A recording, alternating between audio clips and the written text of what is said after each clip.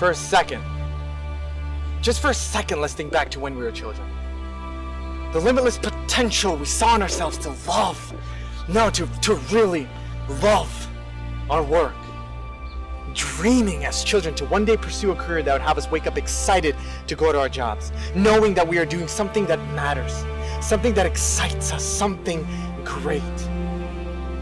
We dreamed of becoming astronauts, actors, teachers, musicians, firemen, and any other career that our naive minds could be set on. We were free of fear, free of thinking realistically.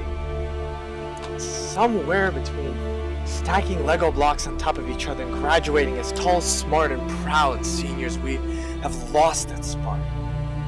That spark of going for what we love, of trying to achieve greater things than we ever could have imagined, the strive of being extraordinary. I have a question. How many people do you know who wake up every morning excited to go to their work, who treat their job as something they would do for free simply because it brings them joy? Though a handful of us can indeed attest to such people existing, I'm willing to bet that most around us go through their daily lives waiting for that clock to hit 5 p.m. and dreading the sound of the alarm clock in the morning. Living for the weekend, the new American phrase that has become the norm. We are blinded by such shame, so much so that as a society we have come to accept, to hate Mondays when our work begins and feel euphoric on Fridays when it is all over, only to have this cycle repeated again and again and again. And yet, is that what we've always dreamed our careers to be? No more than a means of putting bread on the table and paying off our many mortgages and bills. When have we come to accept that $30 is all an hour of our life is worth? That climbing up in a corporate job that we have come to hate is what we strive for and dream about at night. The fear of pursuing what we love has been extinguished by nothing else than our own fear. Of course, we blame the system and society for placing us into the routine, mundane jobs that we have, and yet there's nothing to blame than our own fear to go for what we love.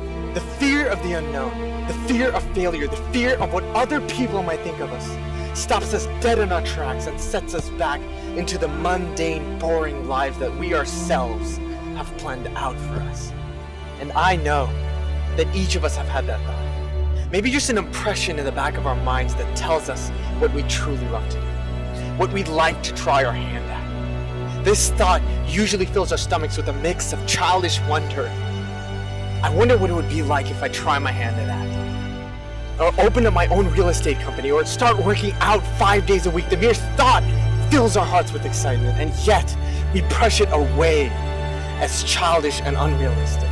We suppress our own sense of wonder and discourage ourselves from trying out new things. Who cares what other people might think? Who cares if you fail? You can always start anew. So I encourage you, next time you get this magical thought, not to extinguish it, but to let your sense of wonder grow around it and pursue something that would have you wake up every morning with a smile on your face.